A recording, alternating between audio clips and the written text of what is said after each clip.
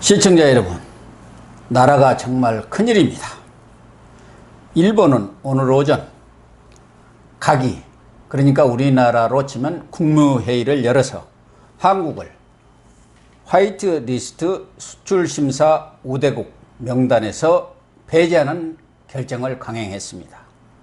어제 아시안 지역 안보 포럼이 열리는 태국 방콕에서 강경화 외무장관과 일본의 고노다로 외무상이 45분간 최후 담판을 벌였습니다마는 양측 모두 기존 입장을 굽히지 않아서 빈손 회담으로 끝났습니다. 중대 기로에선 한일 관계 그리고 양국 정부 움직임을 이진곤 교수님과 함께 짚어보겠습니다. 네, 이 교수님. 예. 뭐 이런 중대한 일들이 지금 돌아가고 있는데요. 또 이진곤 교수님 개인적으로는 얼마 전 유튜브를 시작했는데 그것도 또 큰일이시죠? 어떻게 잘 돼갑니까? 아무래도 저도 보니까 지금 여름이고 또 휴가 기간이어서 그런지 구독수나 조회수가 많이 떨어지더라고요. 그러니까 이 고영신 TV의 시청자분들이 좀 구독 눌러주시고 시청해 주시면 잘 될 것 같은데 여러분 꼭 부탁드릴게요. 아무래도 혼자 하시다 보면은 시청자 입장에서는 좀 단조로울 수가 있어요.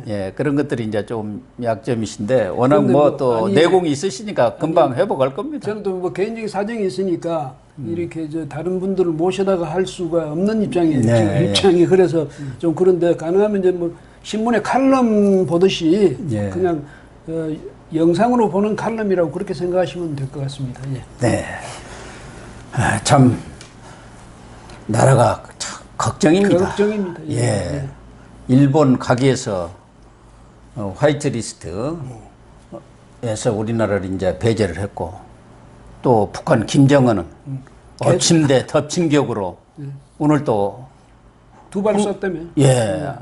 함남 영흥 일대에서 발사체 두 발을 쏘았다는데 아마 방사포든가 탄도미사일 아니겠습니까? 그렇겠죠. 우리를 또 압박하고 나섰습니다. 어쨌든 가장 중요한 것은 이제 일본 가기에서 수출무역 관리령을 의결을 했기 때문에 우리로서는 뭐 엄청난 후폭풍이 몰려온다고 봐야겠죠. 그렇죠. 그게 뭐 언론 보도를 보면 한 1,100개 품목중이 영향을 받을 거라는데 그 중에서도 우리가 사실은 옛날에 우리가 같이 기자 생활하면서 저는 경제도 좀 다뤄봤는데 특히 이제 부산에서는 옛날에 그 부산이 일제시대 가장 거기가 이제 산업도시였습니다. 말하자면. 그렇죠. 뭐 지금도 산업도시죠. 아니 그러니까 그때는 뭐냐 일본식 산업도시였어. 그래서 가보면 공장마다 가보면요 다 일본제 기계, 일본 기술, 그걸 그냥 계속 써왔거든요. 그게 무슨 얘기냐면 그 일에 지금까지도 일본 의존형에서 탈피하기 어렵잖아요. 구조가 그렇게 돼 있으니까. 그러니까 지금도 보면 뭐 부품이라든지 그 기계 부품이라든지 특히 자동차 부품 뭐 이런 거 또 화학 부품 뭐 참 화학 그 소재 같은 거 이런 거는 일본에 의존하지 않고는 지금 우리가 이렇게 될 수 없거든요. 무슨 얘기냐면 우리는 부품과 소재 이런 것을 일본으로부터 수입해가지고 그걸 완성품 만들어가지고 해외에 수출했단 말이죠. 그렇죠. 지금도 그 구조예요. 사실 말하자면. 그런데 덜컹 이제 일본하고 서로 싸워가지고 무슨 죽창가를 부르고 뭐 이래 되니까 문제를 빨리 풀도록 노력해야 될 사람들이 제일 실세들이 그렇게 각을 세우니까 문제가 더 안 풀리죠. 그러니까 어제 앞서 말씀드린 대로 강경화 장관하고 고노다로 일본 외무상이 만나기는 했지만 뭐 기존 입장에서 변화가 없으니까 큰 뭐 진전을 사실은 기대하기는 어려웠죠. 마지막 자신들의 어떤 명분이라든가 주장을 내세우는 거고 또 한일 의원연맹 그쪽에서도 강창일 위원장 회장인가요? 또 서청원 의원 이런 분들이 일본에 갔는데 그 자민당의 실력자인 나카이 도시히로 간사장하고 약속까지 했는데 간사장이 나오지를 않아가지고 일종의 물을 먹은 셈인데 어쨌든 우리 정부 입장에서는 지금 이렇게 실제 상황이 되니까 정부뿐만 아니라 의회 차원에서도 노력을 했는데 다 무의로 돌아갔어요. 근데 이 일이 이 일이 완전히 터지기 전에 네. 그때 막는 것이 쉽습니다. 근데 이게 그렇죠. 터지고 나면 막기 굉장히 어렵잖아요. 어려워요. 둑이 터지기 전에 그 구멍을 막아야 되는데 네. 그 툭 터져버리면 어떡합니까? 그래서 이것도 둑을 구멍이 났을 때 우리는 지금 둑을 자꾸 키웠잖아요. 그러니까요. 더 터져라 예, 터져라 하고. 그러니까 이렇게 돼버리면 그 다음에 할 수 없이 그 홍수는 당하고 난 뒤에 해야 된단 말이죠. 그럼 지금 우리가 지금 그런 식이에요. 뭐냐면 사전에 일본하고 그렇게 갈등이 있을 때 적극적으로 협조해가지고 일본이 물론 말 잘 안 들으려고 그러더라도 그때 문 대통령이 좀 일본하고 좀 우호적인 분위기도 만들어가고 이렇게 좀 했으면 되는데 그 기어이 서로가 저 고집 싸움하고 뭐 기세 싸움하다 지금 이렇게 된 거 아닙니까? 그런데 이제 와서 저 뭐냐면 강경화 외무장관을 보냈다? 근데 강경화 외무장관 솔직히 말해서 일본에서도 그 사람 인정 안 해줄 거 아니에요? 그렇죠? 근데 뭐 아니, 무슨 지금 힘이 있습니까? 오 교수 말씀처럼 서로가 우리 할 바 다 했다. 그거 이제 뭐 그렇죠. 연수용 받아오려고 가는 셈인데 지금 이런 상황이 됐으니까 아마 이제 우리가 대통령이나 그 밑에 최측근들 보면 말이죠. 너무 일본에 대해서 계속 지금 강공일변도로 나왔거든. 이제는 좀 서로 한숨 돌리고 좀 뭐 이미 둑은 지금 터졌으니까 이걸 어떻게 하든지 빨리 조속한 시일 내에 메꾸는데 같이 좀 노력해야죠. 대통령도 계속 고집을 피우면 뭐 우리 기업들만 지금 고생하는 것 아닙니까? 기업만 고생합니까? 결과적으로 우리 국민들이 그 피해를 다 감당해야죠. 그동안 이런 강경론을 문재인 대통령하고 그 실세라는 최측근 참모라는 조국 전 민정수석이 아주 선도를 했지 않습니까? 그 대책 없이 그지 대놓고 나가버리면 그다음 누가 책임은 누가 집니까? 그나마 엊그저께 며칠 전이죠. 이해찬 민주당 대표가 서로 감정을 좀 누그러뜨리고 잘 다스리면서 일본과는 어차피 뭐 이사는 싫으면 이사는 갈 수 있지만 그 나라를 들고 갈 수는 없지 않느냐. 그런 차원에서 좀 관계 발전을 잘 해나가자는 쪽으로 이렇게 옹호론을 펴기는 했습니다만은 그동안 참 우리 정부가 대책 없이 그렇게 강경론을 밀어붙인 것 같아요. 그런데 미국에서도 그동안 중재 노력을 좀 등한시했다 그럴까? 손을 떼고 있었는데 분쟁 중지 협정을 좀 맺어라. 그래서 상호 한 발씩 물러난 뒤에 협상을 통해서 타결을 해라.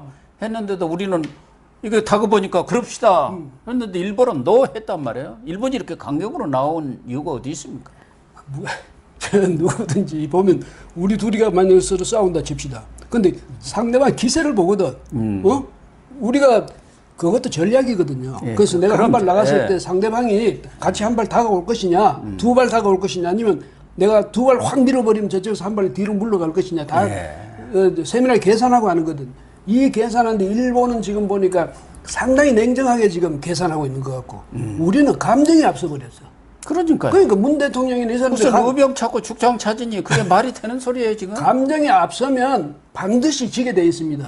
예? 요 세밀하게 냉정하게 계산하는 척하고 그걸 한쪽에서는 감정만 가지고 덤비면 감정을 가지고 덤비는 척이 지게 돼 있죠. 근데 이번에도 보면 일본은 미국도 사실은요. 미국 입장도 일본이 알거든. 뭐냐면 미국이 적극적으로 나서 가지고 옛날같이 패권 국가로서 말이지 그 힘을 발휘해 가지고 야 니들 빨리 여기서 타협해. 이럴 입장이 아니란 말이죠. 그 다음에 지금은 일본을 굉장히 중시하고 있잖아요.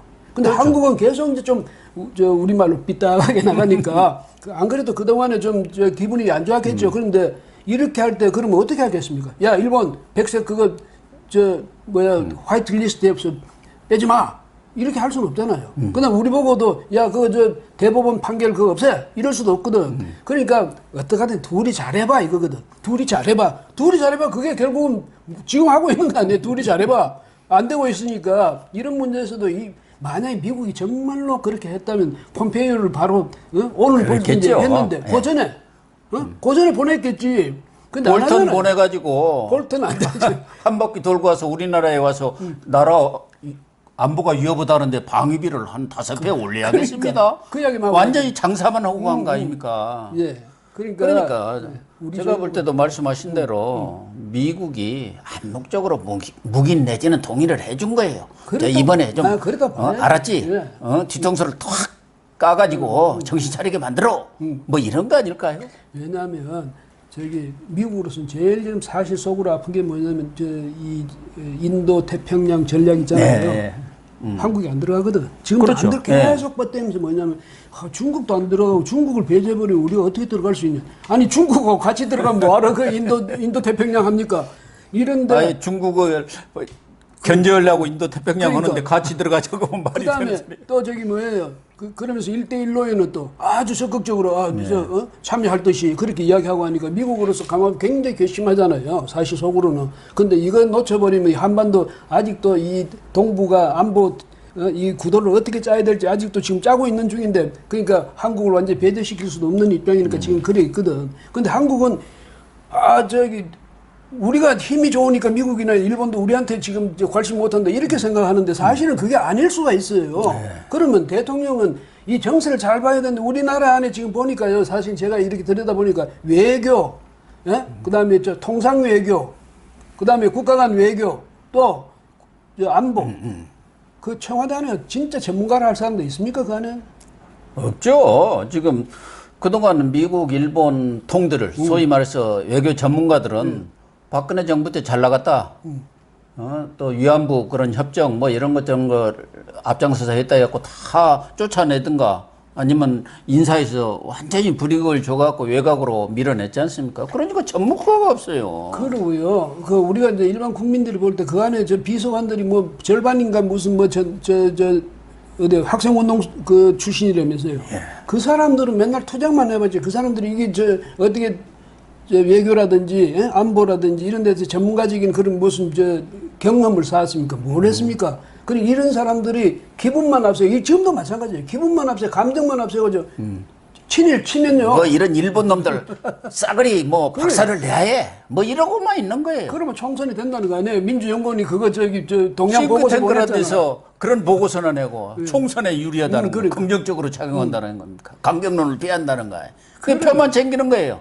그러니까 또 거기 왜 일본 경제 침략 대책 특별위원회라는 게 있어요. 예. 민주당 안에. 예. 그 최재성 의원이 그거죠. 예, 거기 위원장입니다. 뭐라고 했냐면 일본이 화이트 리스트에서 우리를 배제하기만 하면 음분의 대가를 치를 것이다. 딱 이렇게. 그래서 뭐 어떤 음분의 대가입니까? 그게 아까 이야기하던 지소미아입니까? 아이고 참. 그래서 지금 실제로요 일본 과기에서 이런 수출 무역 관리 정령 아닙니까? 그게 통과되니까 그렇지 않아도 지금 지난번에 반도체 디스플레이 관련한 핵심 부품 소재 3개를 수출 규제하면서 우리 기업들이 지금 완전 패닉 상태에 빠졌다가 이번에는 이제 1,000여 개 품목, 1,100개 품목이 수출 규제 상황이 되는 거 아닙니까? 어떻게 보면은. 그러니까 얼굴이 다 하얘진 그런 상황이라는 거예요. 현장에서는. 그렇죠. 위에 있는 분들은 자기한테 직접 피해 없고 공무원들이니까 봉급 잘 나오고 그러니까 그런 생각 없죠. 그렇습니다. 위협감을 별로 못 느끼는 거예요. 한번 해보자. 이거 표도 도움이 된다는데.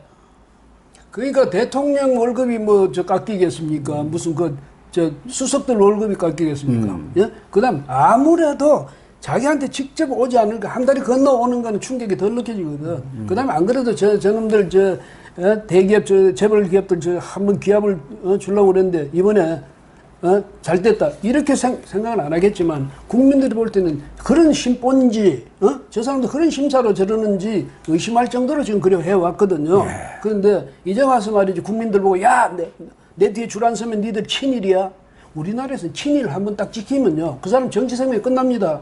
그렇잖아요. 예, 정치인들은 정치 생명이 끝나고 일반인들도 마찬가지죠. 저는 친일파라 하면은 아주 대대로 그럼요.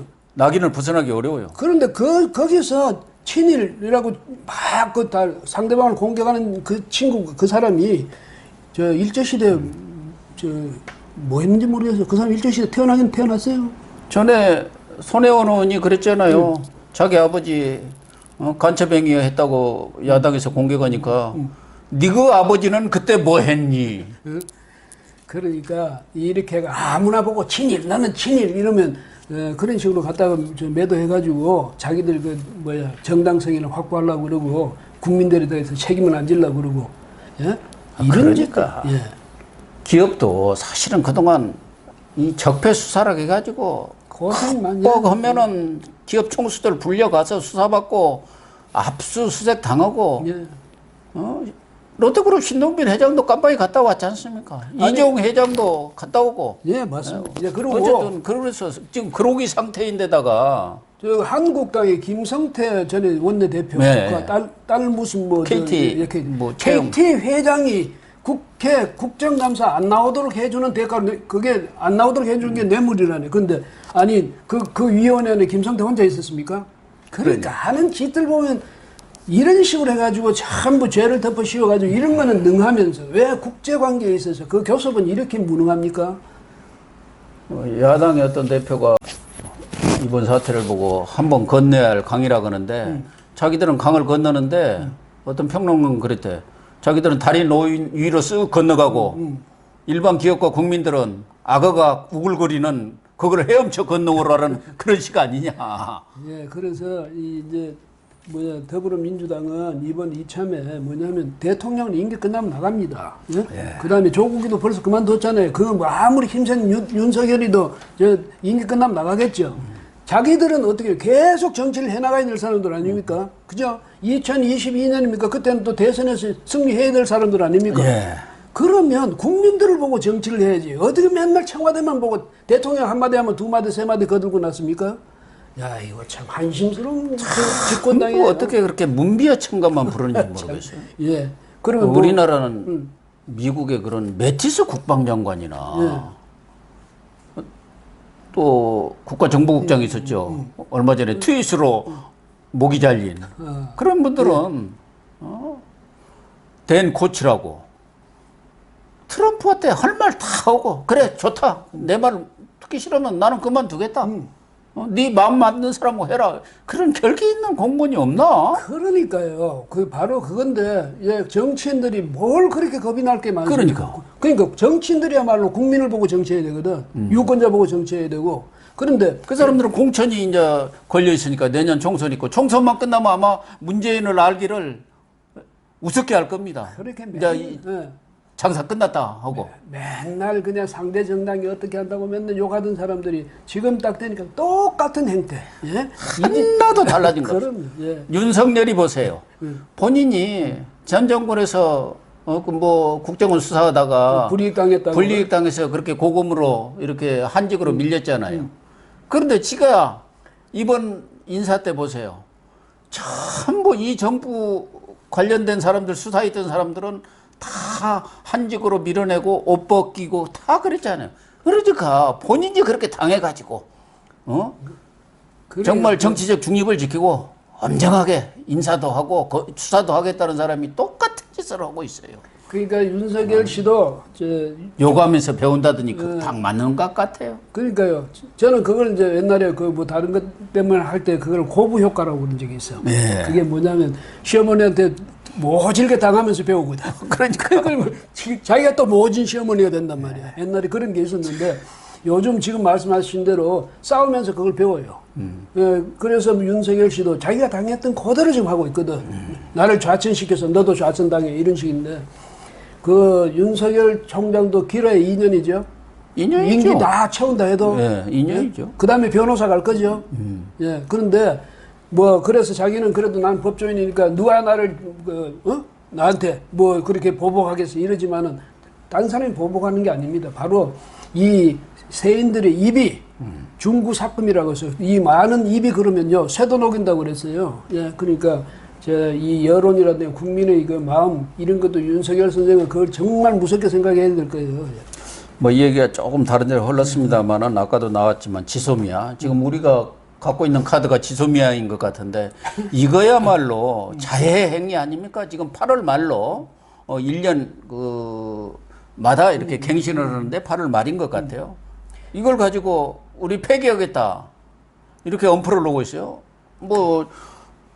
청와대 정우용 안보실장도 검토하겠다고 하고 강경화도 검토하겠다고 하고 여당 강경파들은 그거 폐기하는 것이 큰 카드나 되고 우리한테 무슨 이익이 국익에 큰 도움이나 되는 것처럼 떠들고 있단 말이에요. 근데 우리나라는 일본이나 여러 수십 개 국가들하고 맺고 있는데 하필 일본이 우리하고만 그거 깨진다고 해서 물론 이제 이 북한 정보에 대해서는 우리가 훨씬 앞서가고 있지. 바로 접경하고 있으니까. 근데 저 앞서간 것도 없어요.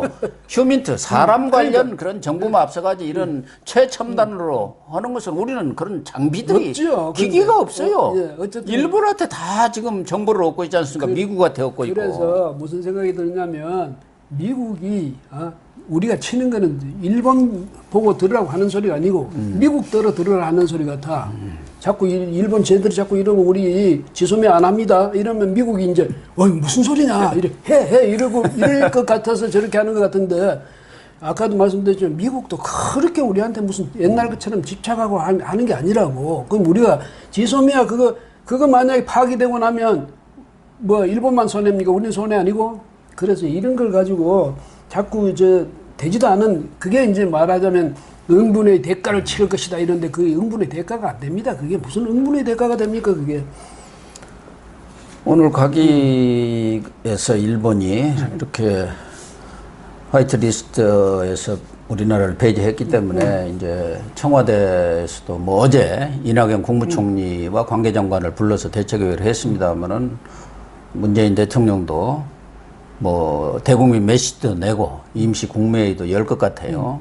뭐 긴박하게 움직이는 것 같은데 뭔가 실효성 있는 대책이 나올 수 있습니까? 현실적으로는 어렵다고 봅니다. 왜냐하면 공포탄만 쏘면 아무 효과가 없을 텐데요. 아니 본래 이게 우리나 일본이 같이 무슨 맞붙은 일이 아니라 일본이 일방적으로 조치를 취한 게 그게 우리한테 지금 엄청스러운 타격이 오는 것 아닙니까?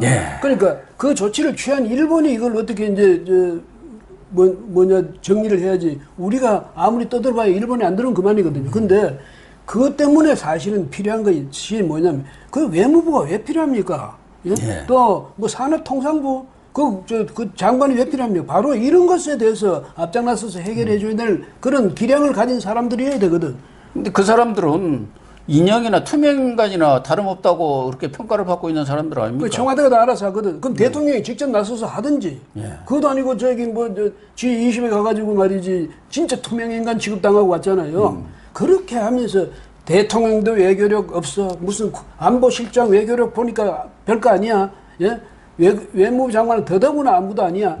이래가지고 이 나라를 그 사람들이 정말 맡겨가지고 그 사람들이 이 나라를 경영해 나가도록 우리가 믿고 지켜볼 수 있는지 그게 정말 지금 걱정스럽습니다. 정말 이 나라는 내가 보면 내로남불 정권이고 또 하나는 패싱 정권이에요. 자기한테 무슨 책임 올 것 같으면 다 뒤로 또 다른 사람은 대통령은 또 국민들한테 일본 탓으로 과거 탓으로 맞아. 역대 정권 탓으로 다 돌려버려요. 패싱하는 데는 아주 그냥 달인들이에요. 우리가 한마음만 되면 일본 이길 수 있다 이런 식이거든. 한마음 돼가지고 뭐 지금 죽창 들고 현해탄 건너갑니까 우리가? 가기에서 의결을 해도 공포를 하고 시행까지는 한 21일 정도가 걸리거든요. 그러니까 그 사이에 뭐 미국도 좀 적극적으로 중재에 나서고 인게이지먼트 영어로는 그렇게 나서고 우리도 일본과의 어떤 협상 대안을 적절한 협상 대안을 갖고 나가면은 그 사이에라도 뭔가 좀 숨통이 또는 타협의 가능성은 남아있는 거 아닌가요? 오늘 대통령 담화가 만약에 서로 그런 면에서 어떤 돌파구를 찾기 위한 그런 여지를 두는 담화 같으면 괜찮겠는데 만약에 대통령이 또 감정을 드러내는 일본하고 정면으로 맞서는 그 다음에 국민들의 반일 감정을 자극하는 그런 담화를 내면 정말 어려워지거든요. 근데 대통령은 국가를 경영하는 데 있어서 이 다른 것보다도 국가의 위험 요인을 최소화하는데 자신의 채통이고 뭐 그거 이전에 바로 국가의 위험 요인을 최소화하는데 거기다가 모든 걸 맞춰야 되는데 만약에 내가 누군데 이래가지고 또 앞에 한판 붙어볼까 이런 식으로 담화가 나가면 이걸 정말 걱정스럽습니다. 그래서 대통령이 오늘은 적어도 그런 우리가 적극적으로 양국 정상끼리 그 여지를 좀 만들어 보자는 그런 뉘앙스 아니면 그런 직접적으로 표현하는 그런 담화 쪽으로 그렇죠. 그렇게 문제 해결 쪽으로 나가는 담화가 됐으면 좋겠다. 저는 그렇게 생각합니다. 저희가 지금 방송을 하는 중인데 아마 문재인 대통령의 메시지라든가 임시국무회의가 열린다고 이제 오후에 열리지 않겠습니까? 그래서 제가 지금 텔레비를 틀어놓고 혹시 무슨 뉴스가 나올까 해서 제가 자꾸 옆을 쳐다봅니다. 저도 근데 이렇게 이제- 시선이 예. 가잖아요. 예. 근데 하나는 괘씸한 건 김정은이에요.